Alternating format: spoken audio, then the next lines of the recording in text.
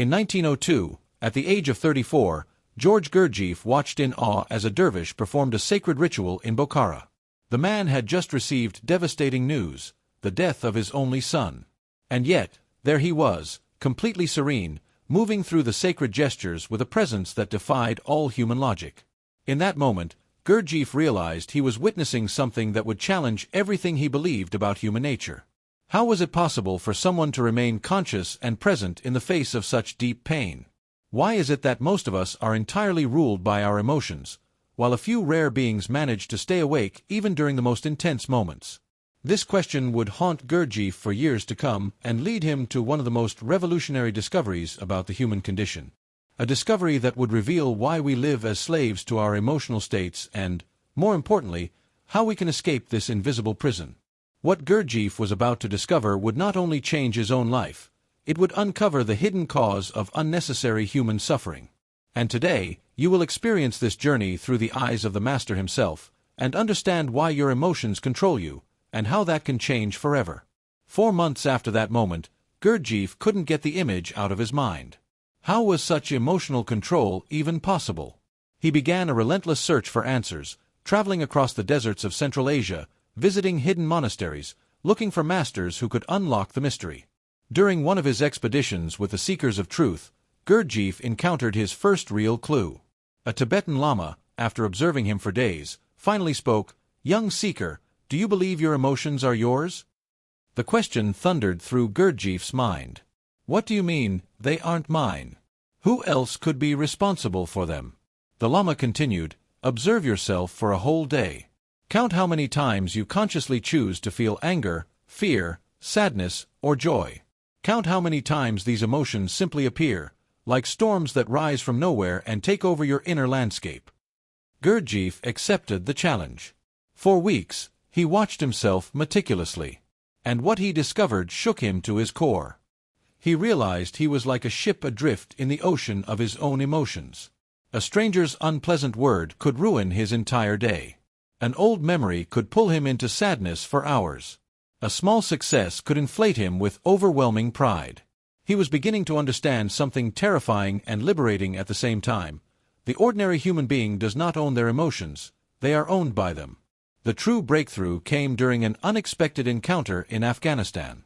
Gurdjieff was staying at a caravansary when he met a carpet merchant who would forever alter his understanding. At first glance, the man seemed ordinary. But there was something different in his eyes, a quality of presence Gurdjieff had only seen in a few masters. During what seemed like a casual conversation, the merchant said something that cut deep into Gurdjieff's awareness. You want to know why you suffer? Because you believe you are one, when in fact you are many. Inside you live hundreds of different people, each with their own emotions, desires, and fears. And you call this confusion I. Gurdjieff asked for clarification. The merchant continued, observe. In the morning, you wake up determined to be a better person. By noon, someone irritates you, and a completely different person takes over, angry, vengeful. At night, you feel guilty and promise to change. Now a third person is speaking. Which one of them is really you? It was as if a veil had been lifted from Gurdjieff's eyes. He began to realize that inside him truly existed multiple personalities, multiple selves, each reacting automatically to external stimuli. There was no real I in control, just a chaotic succession of emotional and mental states taking turns without any conscious awareness. The merchant smiled, seeing the recognition in Gurdjieff's eyes. Now you are beginning to see. The first step to freedom is to recognize that you are an emotional machine. Your emotions are not yours, they belong to the different personalities living in you without your permission. The merchant, who Gurdjieff would later discover was a high-ranking Sufi master, proposed a radical experiment. For 40 days, Gurdjieff was to observe every emotion that arose without identifying with it. He was to treat them like external phenomena, as if he were watching someone else's emotions. When anger comes, the master instructed, don't say, I am angry. Say, anger is present. When sadness appears, observe, sadness has arrived. You must become a witness to your internal states. The first days were hell. Gurdjieff realized he was so deeply identified with his emotions that he couldn't even tell where he ended and they began. It was like trying to watch yourself sleep. The moment you try, the identification has already happened. But something extraordinary began to emerge around the 10th day. Gurdjieff managed, for brief moments, to observe his emotions as if they were clouds passing across the sky of his consciousness. In those moments, he experienced something he had never felt before, a sense of inner freedom, as if he were waking from a deep sleep. One particularly intense afternoon, a wave of melancholy threatened to drown him. But Gurdjieff managed to remain the observer. And in that pure moment of awareness, something incredible happened. He realized there was a part of him that never changed, that remained constant despite all emotional storms. He had discovered what he would later call the higher self, the witnessing consciousness beyond all identification. The Sufi master saw the transformation in Gurdjieff's eyes and said, "Now you understand. Your emotions are like weather, they come and go. But you are the sky, not the clouds." In that moment, Gurdjieff understood a fundamental truth. We are not our emotions. We are the consciousness that can observe them. And in that observation lies our freedom. In the months that followed, Gurdjieff worked intensely to integrate this revolutionary insight. He developed practical methods to access this witnessing state, techniques that would become the foundation of his teachings. He realized humanity's problem wasn't having emotions. They're natural and necessary. The problem was total identification with them. It was as if every person were an actor who forgot they were playing a role and believed they truly were the character. Gurdjieff began to classify emotions into three types: mechanical emotions, which arise automatically from the multiple personalities; real emotions, which come from the essential self; and higher emotions, which only become possible when there is awakened consciousness. He created specific exercises to cultivate this inner witness. One of them was called self-remembering, a special state of divided attention in which part of your awareness observes the outside world while another part observes your internal state. He discovered that when we can remember ourselves in this way, something magical happens. Mechanical emotions lose their power over us. They still arise, but we no longer identify with them. It's like walking out of a movie theater after hours. Suddenly you remember, you're not the character, you're the observer. During this phase, Gurdjieff also came to understand why people resist awakening so fiercely. It's comfortable to be unconscious.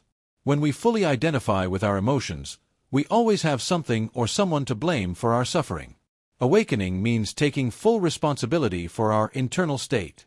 When Gurdjieff finally founded his institute at the Prieur, one of the first things he taught his new students was this understanding of emotions. He designed situations where they could directly observe their mechanical reactions. One of his students, Jean de Salzman, described an experience that changed her life forever. During a group exercise, Gurdjieff deliberately provoked her with unfair criticism. Her initial reaction was rage and indignation. How dare he? But then she remembered the teaching of observation. For one magical moment, she was able to disidentify from the anger and watch it as something separate. In that instant, she grasped the teaching viscerally. The anger was there, but she wasn't the anger. A part of her remained free, witnessing everything with compassion and clarity. Gurdjieff noticed the shift in her eyes and smiled. Now you know. When you can observe your emotions without being dominated by them, you are free. Not free from emotions, but free in the presence of emotions. He taught that this state of emotional freedom was not coldness or indifference. On the contrary, when we're no longer entangled in our mechanical emotions, we create space for higher emotions to emerge: unconditional love, genuine compassion, joy without cause. These higher emotions only arise when conscious presence is there. Gradually, his students began to experience a deep transformation. They discovered they could feel intense emotions without losing their clarity. They could be sad without being overwhelmed by sadness, angry without losing control, joyful without becoming euphoric and unconscious. Today, nearly a century after Gurdjieff's revolutionary discoveries, neuroscience confirms many of his insights. We now know the brain has multiple centers generating different, often conflicting, emotional responses. We know the prefrontal cortex can observe and regulate these automatic reactions. But what Gurdjieff found goes beyond neuroscience. He discovered the practical path to accessing a state of consciousness that not only watches emotions but remains free and awake regardless of them. The question remains, why do your emotions control you? The answer is simple but revolutionary. Because you believe they are you. Because you fully identify with every emotional state that arises, as if it were your true identity. But you are not your emotions. You are the awareness that can observe them. You are the space in which they appear and disappear. And when you realize this, not intellectually, but viscerally, your life is fundamentally transformed. You continue to feel emotions, perhaps even more intensely and beautifully than before. But now, they are your guests, not your masters. You experience them without being dominated by them. You honor them without losing yourself in them. This is the freedom Gurdjieff discovered that distant afternoon in Bokhara, watching a dervish remain present even in the deepest pain. It is a freedom that is available to you, right now, in this moment, if you dare to awaken to who you truly are beyond all the emotional storms that pass across the infinite sky of your awareness. Awakening begins with a simple question. Who is the one observing your emotions? Find that answer, and you will find your freedom.